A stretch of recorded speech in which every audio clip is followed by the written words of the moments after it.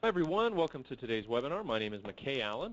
I'm the Director of Content and Communications, at Conversa, and I'm getting over a little cold, so I apologize for my cough. We have a great webinar today with SEO Inc. They're an agency based in Carlsbad, California, the beautiful Carlsbad, California. We're excited to have the guys from SEO Inc. on the line today.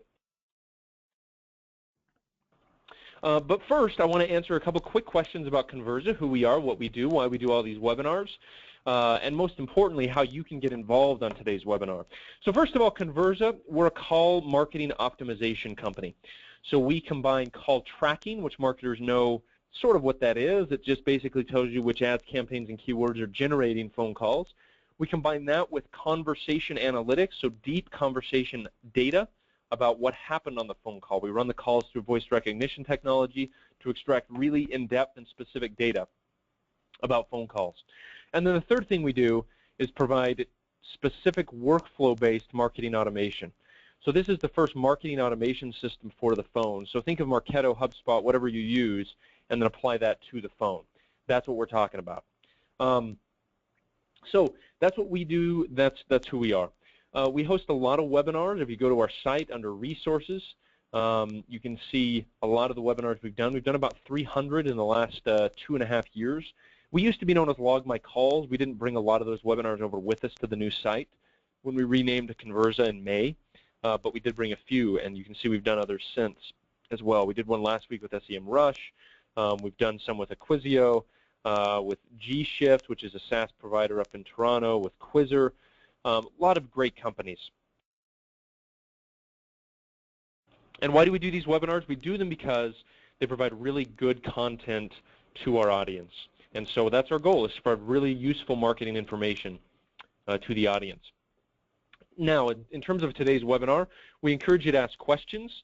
See the question bar on your GoToWebinar screen there. What I'd like each of you to do is go to the question bar and just simply type in where you're calling in from today. That gets you sort of familiar with the dashboard to know where that is. But please type that in so we know where you're calling in from today. So I'll start. Conversa is based in Salt Lake City, just outside of Salt Lake City. We also have an office in Agora Hills, California, which is just north of Los Angeles. You're on our About Us page right now. You can see sort of where we're located. So this is just south of Salt Lake, and then of course in Southern California as well. And these are some of our fantastic people here on your screen. So we're getting people typing in right now. Let me look and see where everybody's calling in from. Okay, we got a bunch typing in. We got Nashville, Chicago, California, Delaware. We got a couple from Las Vegas, several from Virginia, Detroit, San Diego, Carlsbad. That must be somebody in the SEO Inc. offices. A few people from Atlanta, some people from Salt Lake, Seattle, Portland, all over the place. A big group and a diverse group today, so we're excited you're all here today. We encourage you to ask questions during the presentation. I will turn the presentation over to SEO Inc. In just a moment, and then they will go through their presentation. If you do have questions during that, just type those in. I'll address those to the guys as we go through. Now, today on the call, we have at least a couple people from SEO Inc. on the call today. We've got their CEO, Gary Grant. We also have Sergio Stefano, who's their VP of Marketing, who I've coordinated with through this process. So we're really excited to have the guys from SEO Inc. on the call today. Gentlemen, thanks for taking the time. I'm going to give you control of the screen, and off we go. So thanks very much for being here today and for doing the webinar with us, guys. We can see your screen, and it looks great. Perfect, perfect. Thank you so much, McKay. We're really excited for this. We really kind of wanted to introduce the top 7 ranking factors in 2015 to the audience. We've got a lot of great, valuable insights, and it's very great that we could have our CEO, Gary Grant, join us, and we're really excited to kind of teach you guys and demystify the industry. Great. Hey, I'm Gary Grant. I'm the CEO of SEO Incorporated. And it's great. Thank you, everybody, for joining from around the United States, Las Vegas. Whoop, whoop to you guys.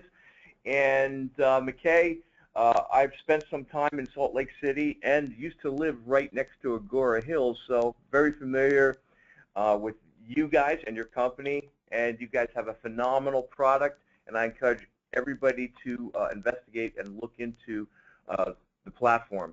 So let's talk about myself first, a little brief history. We're going to talk about the ranking factors, what we're going to cover, and then I'm going to talk about a brief history about us. So, of course, Google has hundreds and hundreds of scoring signals.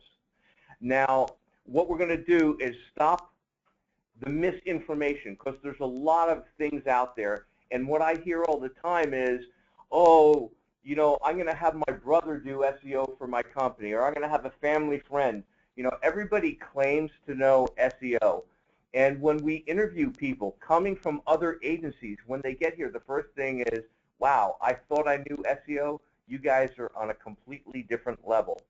But what I want to try to get across to the audience today, to try to help you out, whether you're looking for more visibility, whether you're looking for increased revenue, or your increased traffic to your website, they can be uncovered by what we call, I call it the lucky 7.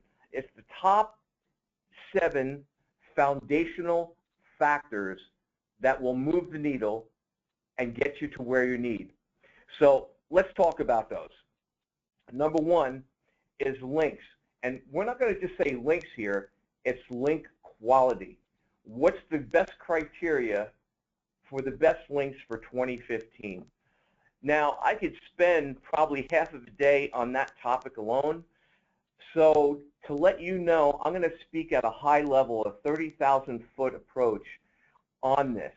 And when you come in and have questions for us, we're not so much going to answer the real technical stuff if it pertains to your site, but if you've got some problems or issues, feel free to call us up. We're doing free audits for everybody that is on here. On the call today and webinar, and we'll take it from there. So we look at link quality. What's the criteria for the best links in 2015? The second one, link metrics, outbound and inbound links. The next one is called thematic site architecture, the website's theme and the architecture of the website. Then it goes into website content, quality, or quantity. Meta information. There's a lot of misinformation out there about what tags should I use. Should I use the keyword tags? Well, we're going to demystify that. And where we get our information is from 20 years of doing this on every kind of site, every kind of platform, whether it be B2B, B2C, e-commerce, just lead gen, blog sites. We have seen it and done it all. And I'm going to bring that experience of over 20 years of hands-on to you guys today. After meta information, we're going to talk about site health. Some of those topics are XML sitemaps, robots, site crawlability, page speed, validation, code errors, things of that nature. And one of the hot topics, social presence. The impacts of social engagement on SEO. Are they a factor or not? Or are they not a factor? I hear a lot of SEO companies saying you have to have a blog. A blog is the most important thing. Blog, blog, blog. They blog you to death.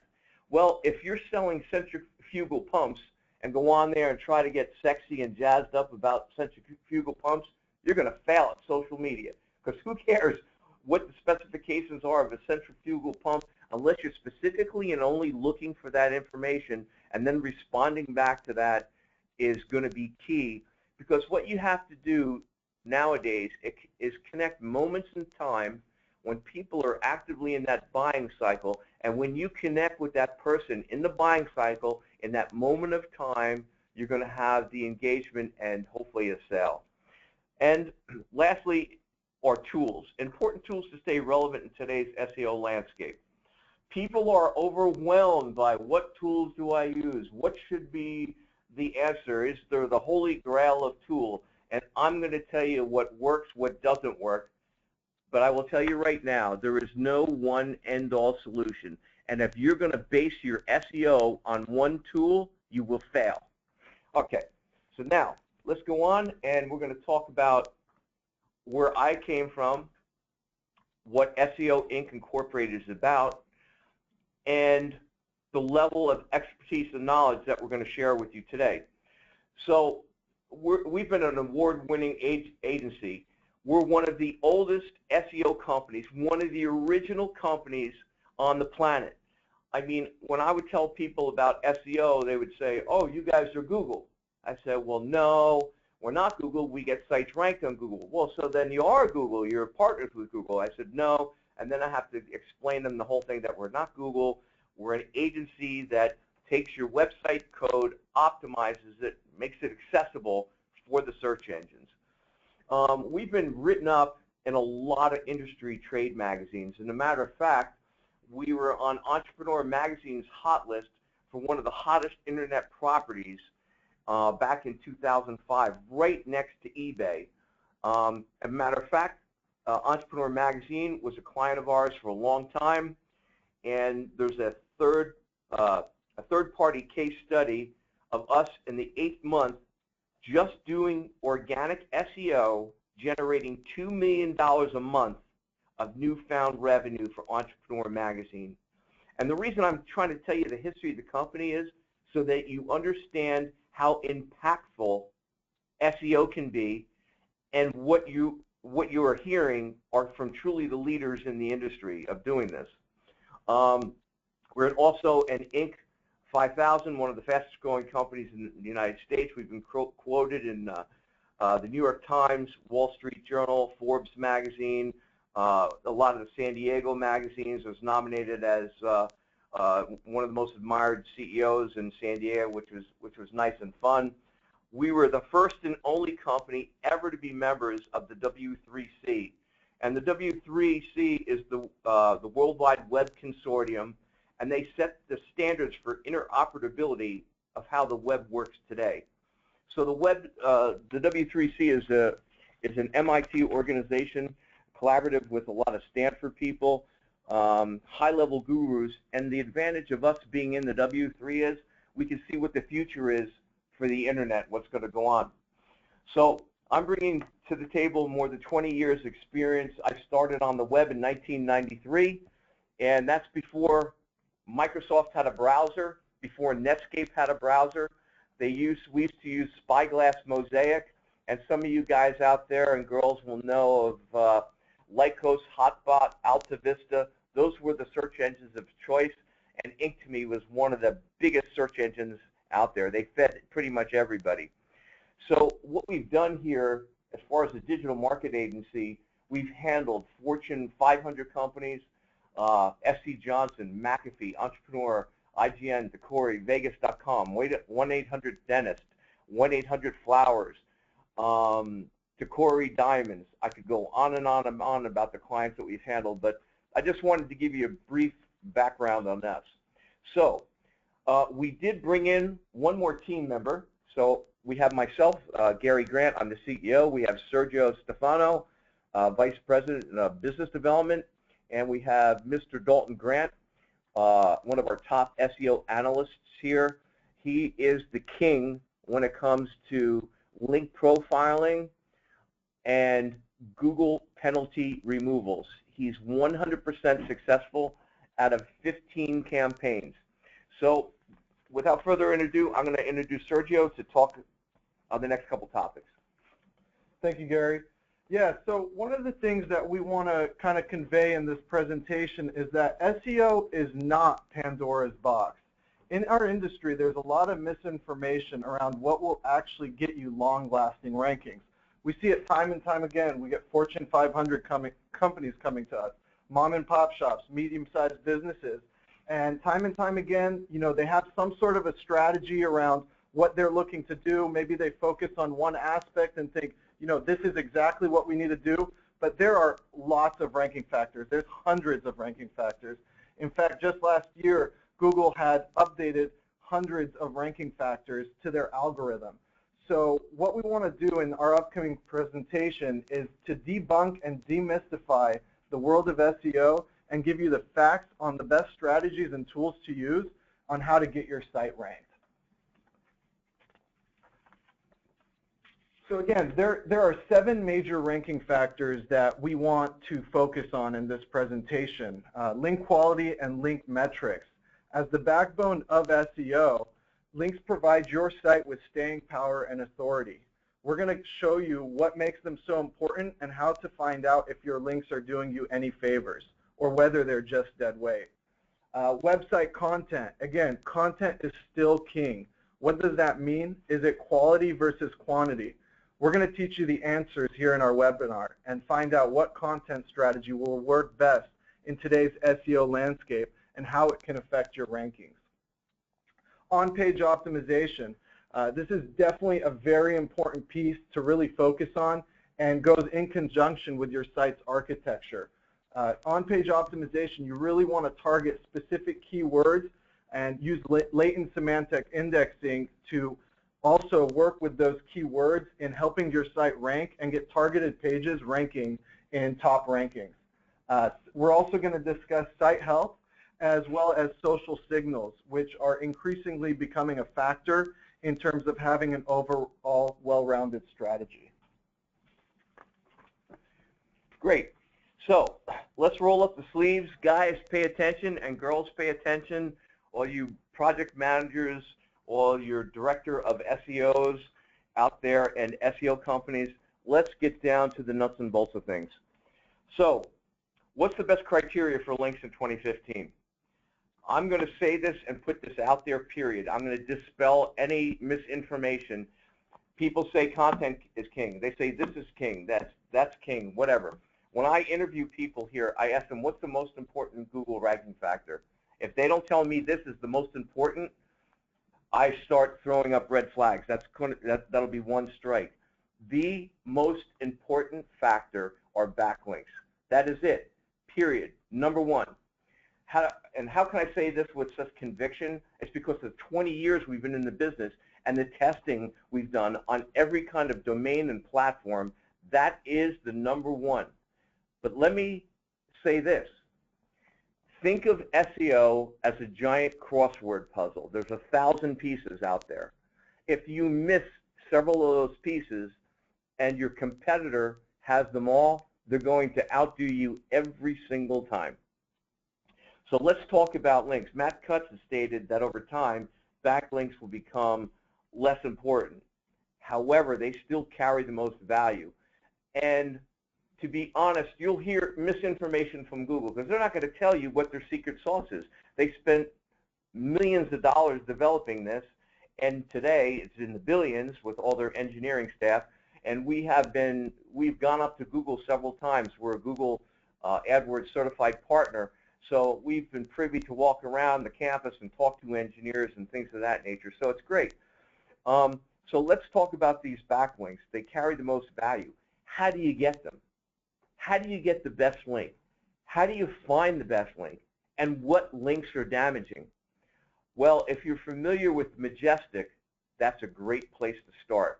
If you're not familiar with Majestic, I encourage you to go there today and get a subscription for Majestic. Majestic will decipher a lot of your issues. Now, if you go there today and just look at it, your first time looking at it, you're not going to have a clue what it's about. It's going to talk about trust and citation flow. So let me tell you about some of those little differences. Trust flow is the authoritative nature of sites pointing to your site or their site, and they're given a numerical value on how trustworthy they are. Citation flow is the overall amount of links to your site, okay? And what we do is divide those numbers, and you should have a quotient coming up at a 1.0 or higher. Anything less than a 1.0, if you're a 0.9 or 0.7 or even a 0.4, by dividing those numbers together, you're going to have an upside-down backward profile. What you want to see is higher trust than citation. And we like to see it a nice gap of at least 10 points. I believe our site today is around a 55 trust, and our citation is about a 46, 47, which is perfect. If those numbers are flipped, you can be certain that you've got damaging links. Back in the days, links, any link was a good link. But now there are negative values associated with bad, spammy, or irrelevant links. So for me to sit here and say, how do you get these links, it would take me all afternoon. You've got to do outsource reaching. You have to look for niches in your vertical. And sometimes you just have to pick up the phone and really talk to a webmaster and build a relationship with them to get a link on their site. You also have to have valuable content. So do you see how all the pieces are starting to fit in? So yeah, link is important, but having good content is also tremendously important in getting that link bait or setting up people wanting to link to your site. Our blog, we have thousands of links pointing to it because we put up valuable information all the time. Now, when you talk about PageRank, how do I know this? How do I know that it's authoritative sites? When I first started doing SEO, I used to kind of be a troll on the patents, and I used to follow every patent that Google put out. And Google named PageRank after one of their founders, Larry Page. And what they noted in the first ever PageRank, or how to organize documents on the web, was they pointed out several websites to me. And one was the W Underground, one was the Weather Channel, and then I forget the third one. But they were highly authoritative weather channels. And I was like, wow, if Google thinks these are highly authoritative, what are the metrics of that website? So I started looking, uncovered what they were, and then started looking for similar sites to gain links for SEO Inc. So what you need to do is do outreach and look for those valuable links. So with that, I'm going to turn over the guy who almost needs no introduction within our company. This gentleman, Dalton, has been working on links, link values, and interpretation of what are good and bad links for over 4 years, just on that one topic. He has successfully taken 15 websites with heavy Google penalties coming from other SEO companies saying that you'll never get this penalty removed, scratch the website, open up a new website. We have effectively taken every single one within 3 months, have gotten their rankings back to where they were before and or better. In 90%, we've increased the traffic before the penalty. So to demystify and debunk, once you get a Google penalty, you're there forever, untrue. You can get your rankings back and you can surpass where you were before the penalty. So I'm going to turn this over to Dalton. He'll get a little bit deeper about trust and citation flow and things like that. Hey everyone, this is the SEO analyst and the linking guru here. I'm Dalton, and basically, yeah, everything just to touch on what Gary said. I've been doing this 4 years just in linking. I've just been handling this sector of SEO. And basically, yeah, the biggest things that I'm looking for is trust. When it comes to quantity versus quality with backlinks, I'm really looking at quality.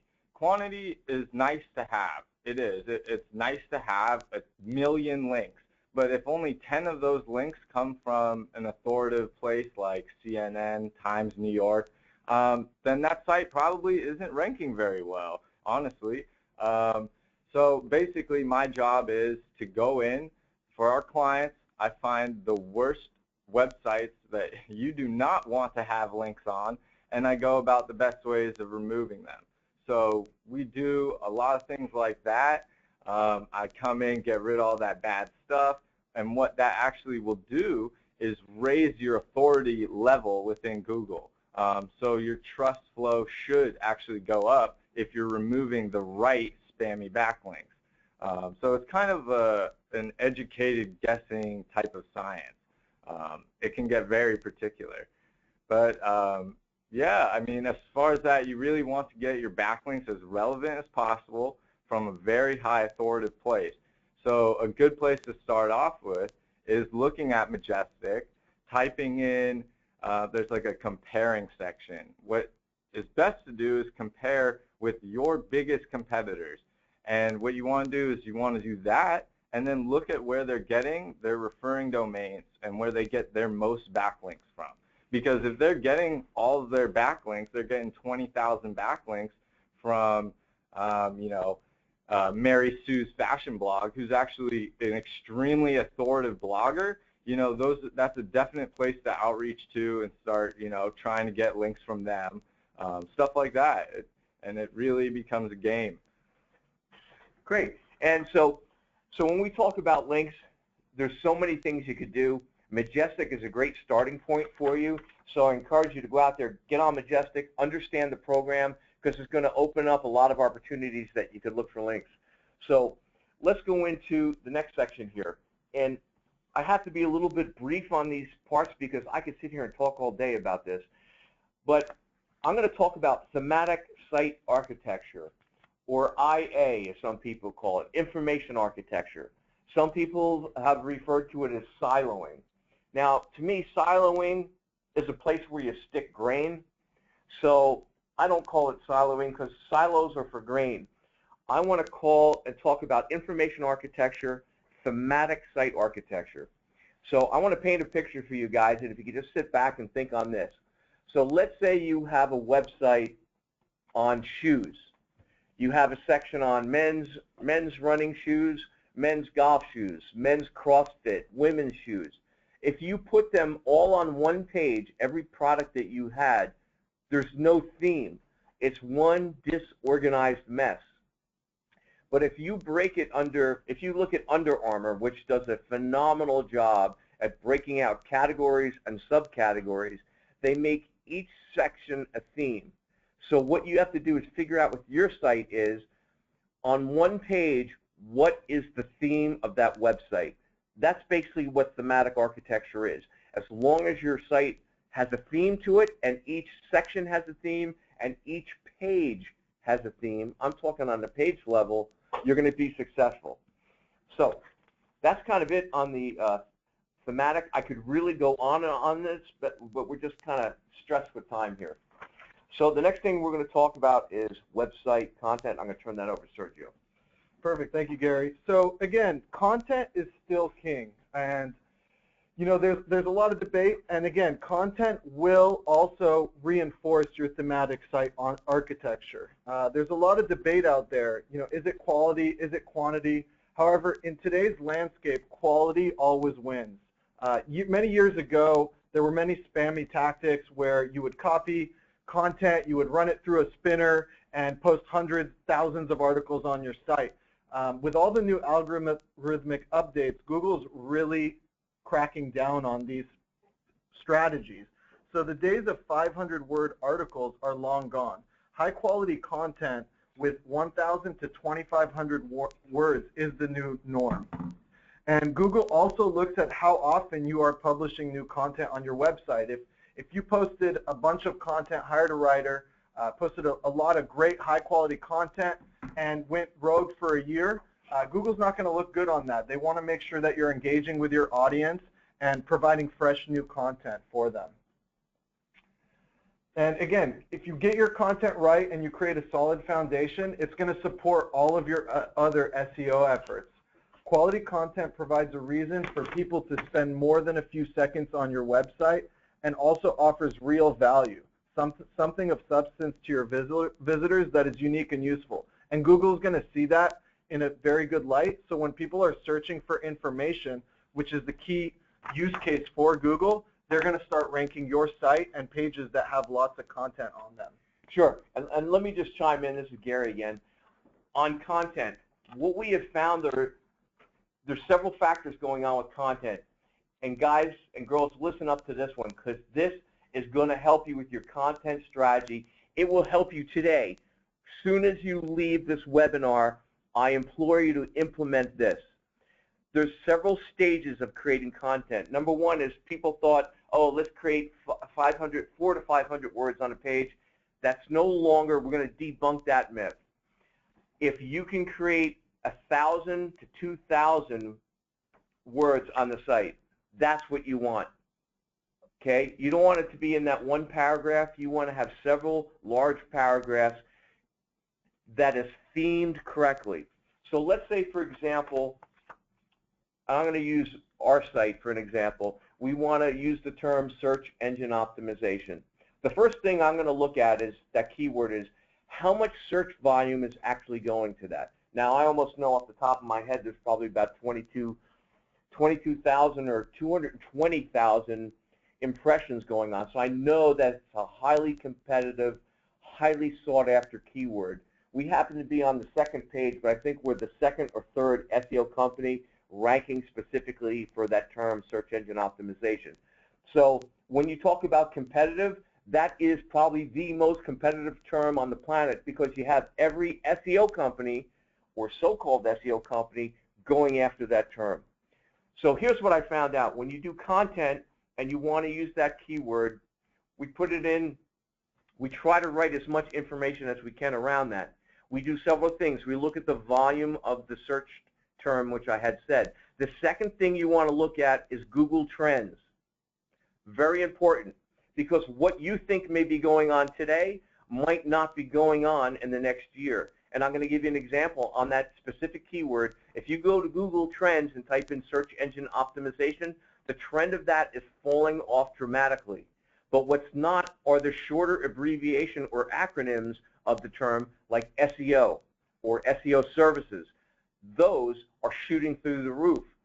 So instead of typing search engine optimization, people have smartened up and just type in SEO. It's a lot quicker, right? It's smarter. It's faster. That's what people are doing on the web. So when we look at using these keywords, we're going to look at trending patterns. The next piece that you want to add is there's a lot of LSI tools out there, which is latent semantic indexing. You want to get words or words similar to your main theme words to wrap around the content of the page. And again, if we do LSI for search engine optimization, it'll say, what is search engine optimization? How much search engine optimization do you need? What's a search engine optimization company? What's the definition of search engine optimization? So what you do is then you have to look at each one of those terms and find out the volume to see if there's anything driving traffic there, and then surround those words. And I'm going to give you an example of what LSI is. And it's almost one of those psychological tests if you ever took them. Coffee is to blank as Java is to what, right? So coffee is to Java. It's the same thing, Java and coffee. Now JavaScript is something different, but coffee. Now you may say, well, Apple is to fruit, but Apple also could be computers. So when you look at this, you got to be really careful when you're doing LSI that it makes sense to what you're doing. Okay, so if we're going to meta information, who's doing that piece? Sergio. That'll be me. Okay, so that's the piece about content, and guess what? We're going to have to probably speed this along. Okay, perfect. I'll run through this pretty quickly. So again, in conjunction with content is your on-page keyword targeting. And this is very, very important in terms of creating unique titles, unique description tags, and unique H1s to reinforce your content strategy. This is going to give Google signals as to which pages you're looking to target and for which keyword phrases. And so for the title page, one of the things that we recommend is using 50 to 60 characters at most. That's actually the tag that's going to show up in search results that users are going to click onto your page. And this is one of the most, if not the most important on-page SEO factors. And you want to make sure it contains or starts with your main keywords based on a properly researched keyword assignment. And your description tag, that's going to be the description that shows up in Google. And it's generally recommended to be between 150 and 160 characters and should reinforce your title and content on the page. On this description tag, one of the things that I see, I run a lot of the sales-centric audits here at SEO when we have prospective clients come in, is to be careful not to abuse keywords in this tag. A lot of companies will try and say, okay, here's our description tag. Let's just stuff it with keywords and target as much as we can.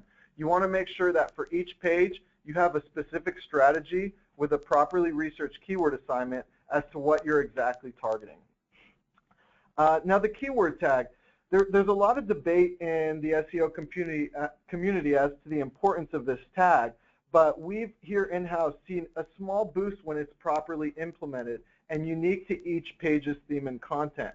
So a lot of websites will come to us, even Fortune 500 companies, that have a keyword tag, but it's the same tag on every single page of your website. One of the things that you want to make sure is that you're only using about 3 to 5 keywords at most, and again, reinforcing that page's content and make it unique to each page. And the H1 tag, this is a very important keyword as well to signal to Google what's the most important theme of the page, and should be 2 to 3 words max, and you should only have one H1 tag per page. If you want to go H2, H3, you can, but again, for the H1, you want to just have one of those tags. There's lots of sites we see that have many, many H1 tags, and that's definitely not looked on in a good light. Cool. So, who's technical out there? I hope some of you people are super technical. Let's go on to site health. All right? Site health can encompass various elements of your site. Let's talk about site health. It's becoming increasingly important ranking feature, and I'll go over some of the categories under site health. That is your speed of your website, how fast your website loads. Absolutely critical, and there's a couple reasons. You know, Google says, oh, we want users to experience faster websites. Well, you know what? That's true, but let's uncover the real reason here. If a site loads faster, it takes less computing power. Every millisecond that is saved by Google equals dollars. So if everybody on the web had a faster website, they would save hundreds of millions, if not billions of dollars on computing and energy costs in presenting web pages. So there's always an underlying factor of why Google makes things important. Hey, you know what? I do understand. It should be for user experience, but there's also a money side that's leveraged against that as well. So you want your site fast. Just go to Google, type in Google page speed, and check the speed of your site. They'll give you tips on how to optimize it. Mobile usability. You've heard of Mobilegeddon, and the big fears about sites that are not mobile friendly are going to get penalized. Well, that's a fact. So make sure your site is mobile friendly. Google also has a checker for that. You want to make sure your site 100% has an XML sitemap. I can't tell you how many companies we get coming from previous SEO companies that they overlook the simplest addition of including an XML sitemap. Your robots text file, very important, especially with Google now sending webmaster notifications for blocking CSS or JavaScript. You want that opened up. Search engines are smarter now and can crawl that. You also want to include your XML sitemap inside your robots text file. Site uptime is very important. The company that you host at should have an A+ DNS return record, and you can check that on DNS Tools. HTML errors and coding problems. Just go to the W3C and type in W3C website validator. Check your website for errors. Image optimization. You want them compressed and it's loading as fast as possible. And another cool tool is using something like Screaming Frog to check broken links. Screaming Frog will check 100 different things, but it'll also check broken links, your 301 redirects, missing meta information, a whole wealth of stuff there. So we're going to jump into another scoring signal, which is social. Yeah, so social signals do have impacts on SEO, and they are becoming an increasingly important ranking factor as social becomes a bigger mix of the pie. And one of the things that we can't stress enough with social is engagement, engagement, engagement. There's a lot of companies that come to us and say, hey, look, we're posting every day. We got fresh new content on our social sites, which looks great to Google, but one of the things that they do want to see is that users are engaging with your content. People are sharing your content. They're liking it. They're commenting, and you're engaging in a discussion with them. And one of the things that social can also do is get you very valuable backlinks. Every time you create a profile on one of the top social sites, you're not only getting a very valuable backlink from your profile, but also in articles that you're sharing and content that you're using. And again, this is just kind of a pie to show you SEO of the past and kind of SEO going into the current and future. You can see there that social shares are taking a bigger slice of that pie and becoming an increasingly important factor. Great. Okay, and to round this up, because we are almost out of time, Here are, this is not every tool out there because there's so many of them, I couldn't even cover all of them. But let me tell you some of the ones we use on a daily basis. Now, remember this. If you were to say, oh, you know what, why do I need an SEO company or SEO expert? I'll just go get Moz, or I'll just use SEMrush. If you're relying on a tool to get you rankings, it's not going to happen. It's just, it won't happen. So I'm going to tell you some of the tools and why you need to use them very quickly.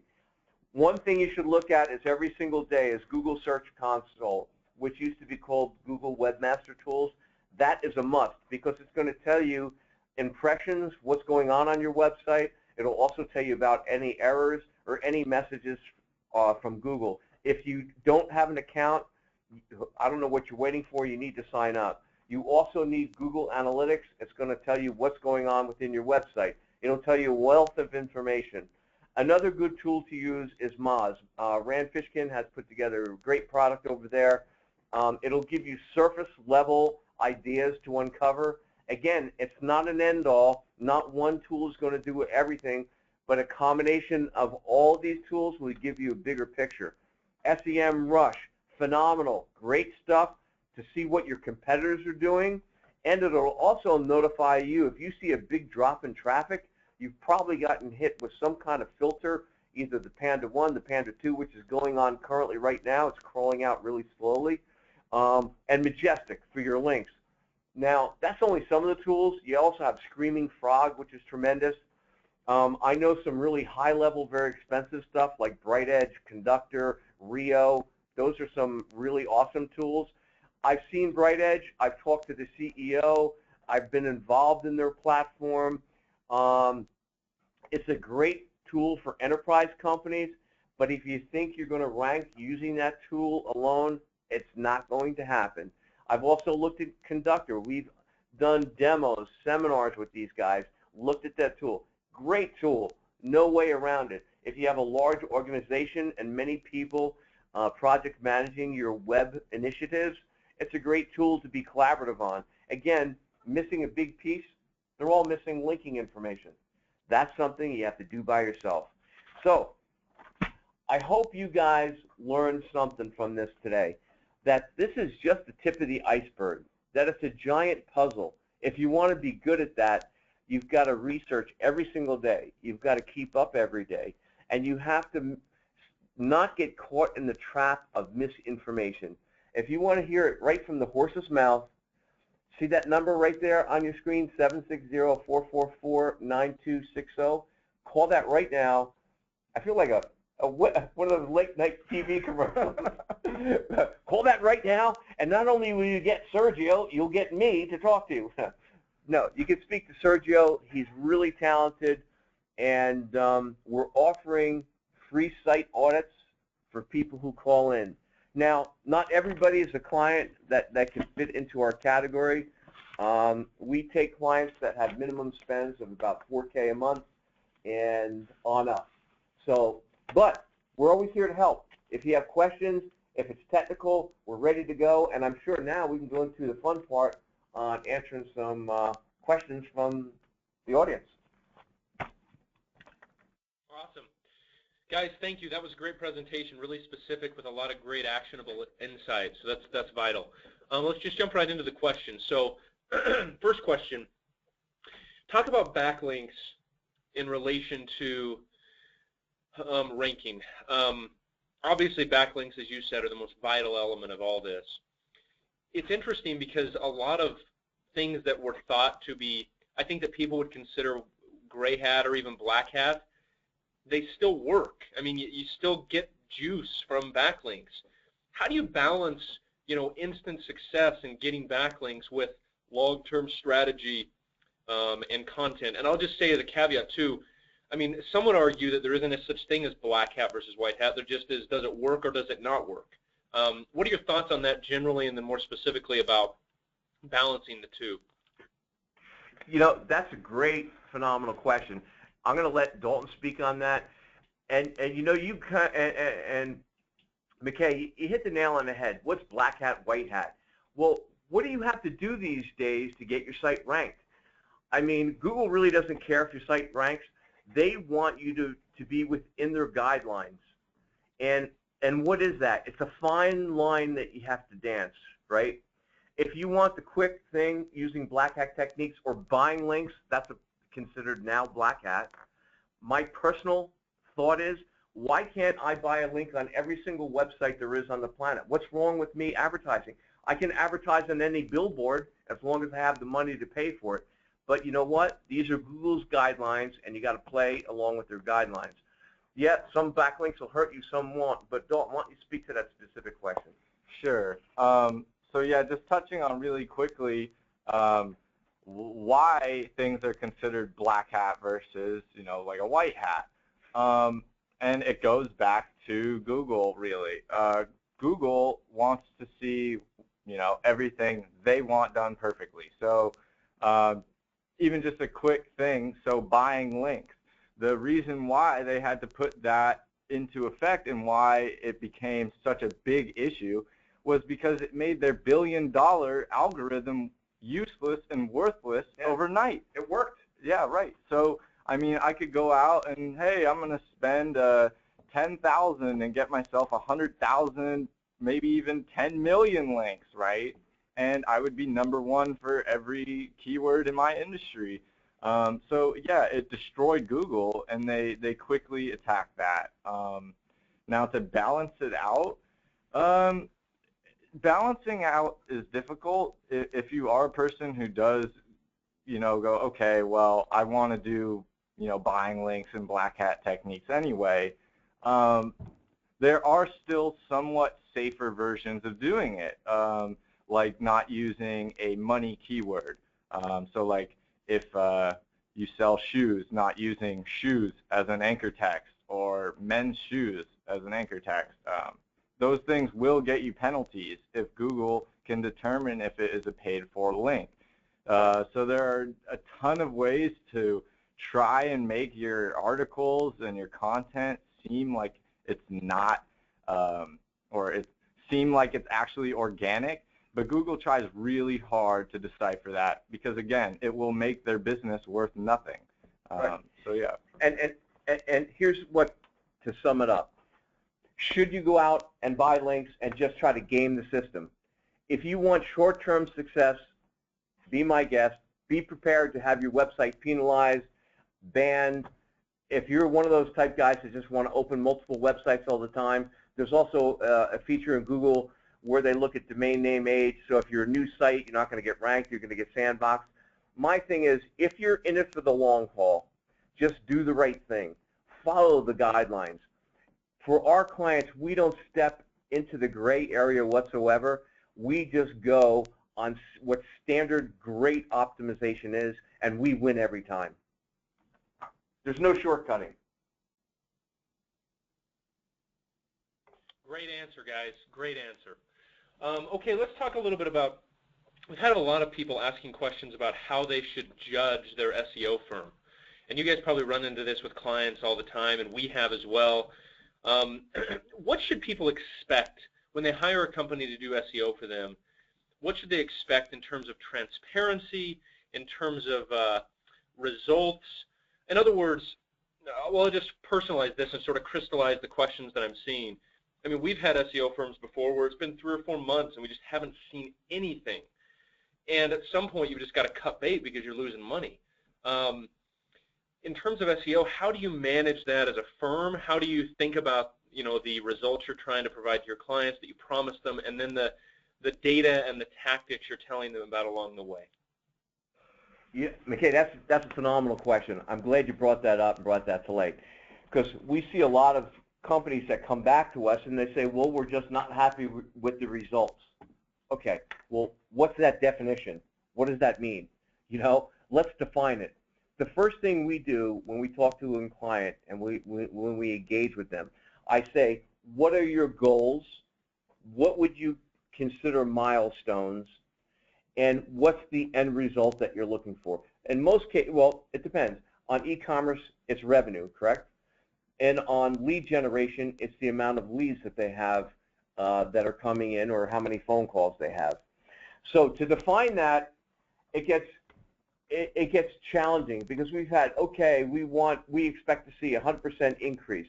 Well, by looking at specific keywords with volume for those keywords, we can kind of estimate on if they were on the second page, if they go to the first page, there's calculations that we make, what the anticipated revenue is.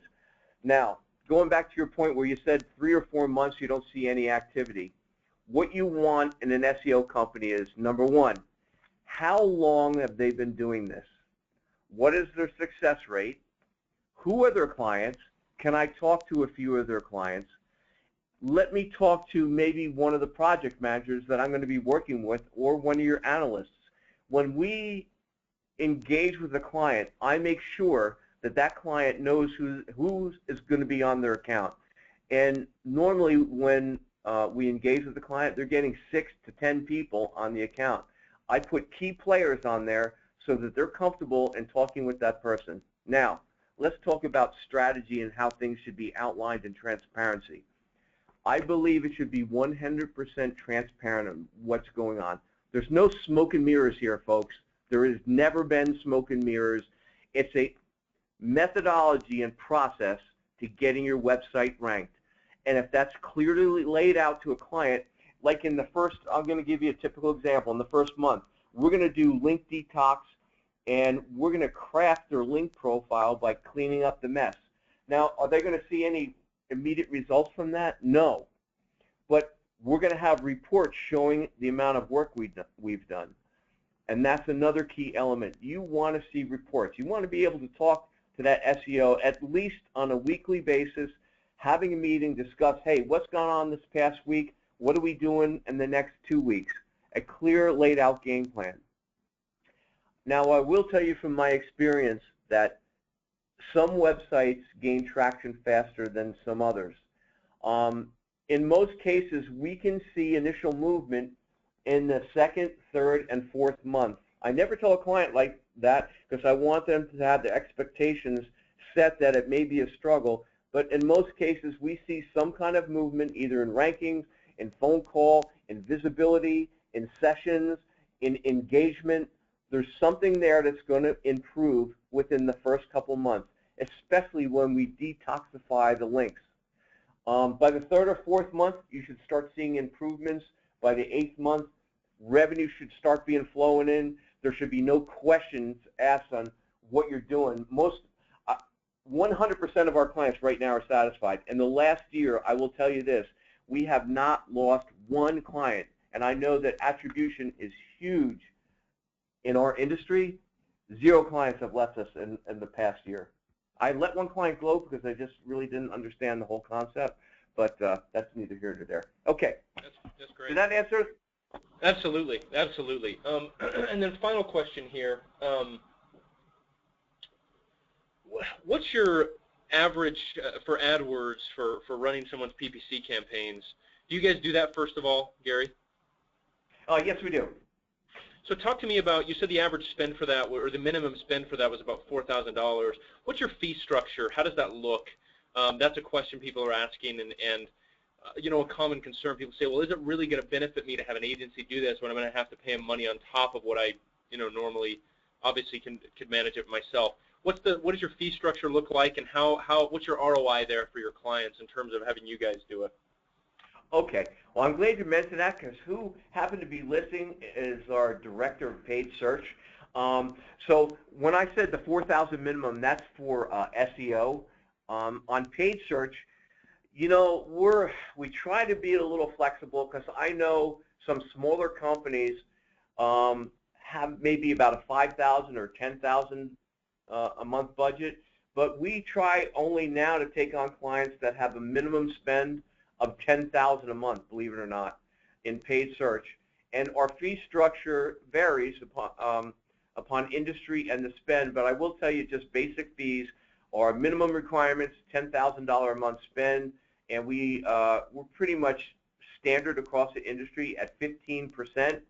Now the ROI on just cleaning up the mess that we see is immediate. It's almost within the first few days, right, Gerald?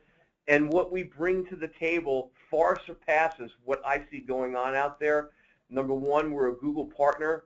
I'll just give you a funny anecdote here. We had a client that does high-end handbags or used handbags, and they came on spending $5,000 a month with us. They're now spending almost $80,000 a month on Google AdWords. Returns through the roof. We've hit one of their goals, which they came to us, was take a $15 million a year company and turn it into an over $30 million a year company, and we have done just that. We've also taken them and wined them and dined them, brought them up to the Googleplex and spent the whole day riding around bikes, having fun, eating in the cafeteria with the Googlers up there. It was just a blast. But do you have anything you want to put into there, Gerald? Oh, so if you're having struggles with your paid search campaigns, you know what our fees are. If you're under that 10,000 spend and maybe a 5,000 spend, and we can uncover some opportunities for you, let us do an audit. There's no harm in us doing an audit for you guys, and we're more than willing to do that.